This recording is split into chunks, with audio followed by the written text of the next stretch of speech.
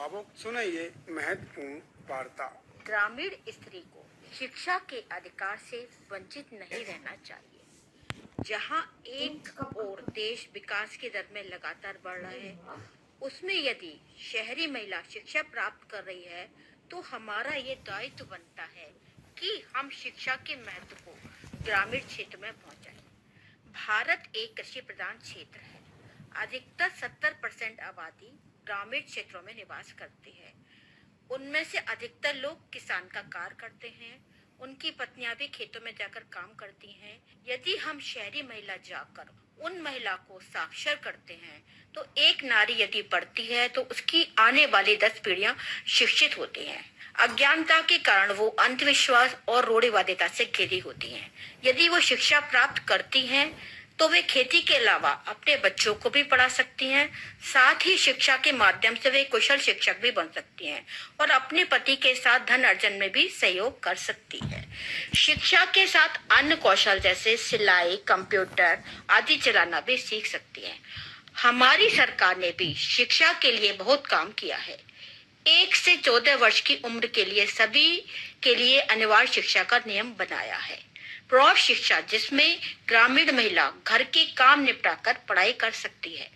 दूरस्थ शिक्षा भी सरकार का एक सराहनीय प्रयास है, जिसमें जो स्कूल छोड़ देते हैं वो किसी भी उम्र में दूरस्थ शिक्षा के माध्यम से शिक्षा ग्रहण कर सकते हैं। इसलिए हर महिला, चाहे शहरी हो या ग्रामीण, शिक्षा का ग्रहण करना चाहिए, क्योंकि शिक्षित व्यक्ति के बोलचाल, रहन सहन सभी में परिवर्तन देखने को मिलता है।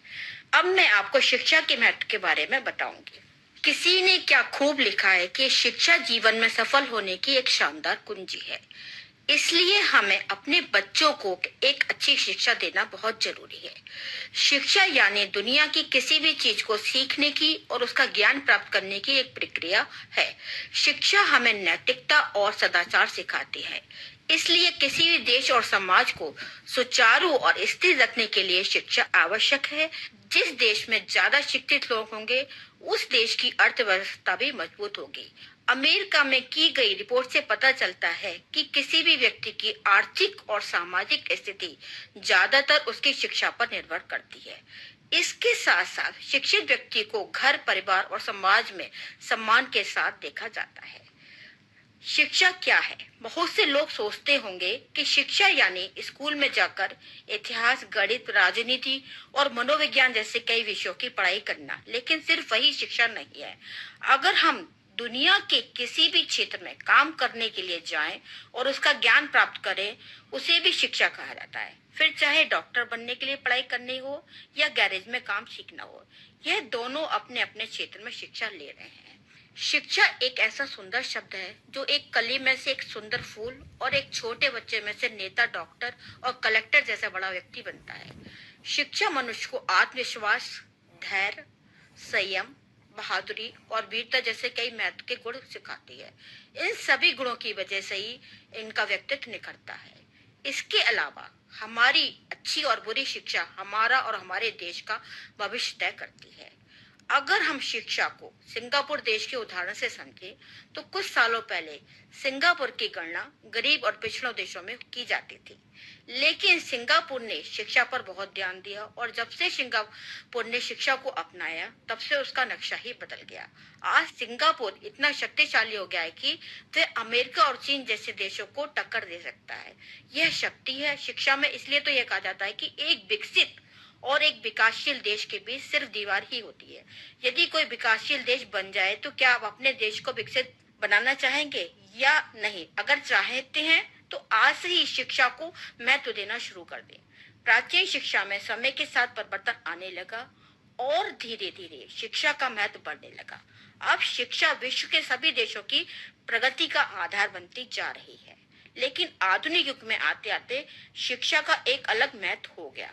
आज के आधुनिक युग में आते आते शिक्षा का एक अलग ही महत्व है।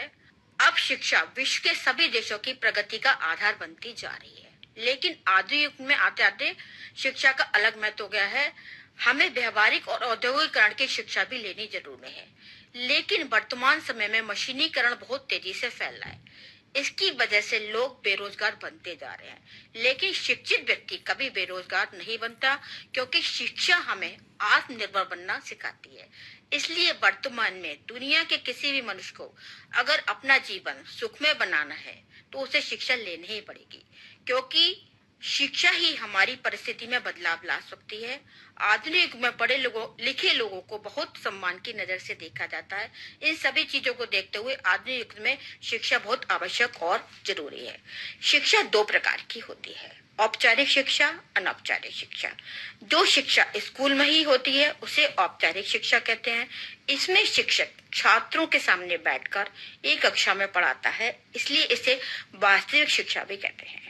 अनौपचारिक शिक्षा, जब हम कुछ सीखने के लिए स्कूल या कोई विशेष शिक्षण पद्धति का उपयोग करते हैं तो उसे अनौपचारिक नहीं करते हैं तो उसे अनौपचारिक शिक्षा कहा जाता है। जैसे एक अपनी माँ बेटी को खाना बनाना सिखाए या बाप अपने बेटे को साइकिल की सवारी, ये दोनों चीजों को आप अनौपचारिक शिक्षा में शामिल कर सकते हैं। इसके अलावा भी लोग पुस्तकालय या शैक्षिक वेबसाइटों में पढ़कर ज्ञान ले तो उसे भी हम अनौपचारिक शिक्षा कह सकते हैं। तो भैया बहनों, अभी आपने सुनी ये वार्ता ग्रामीण महिलाओं के लिए शिक्षा का महत्व जानकारी दे रही थी श्रीमती कविता सक्सेना। फसल अवशेष न कभी जलाए, इन्हें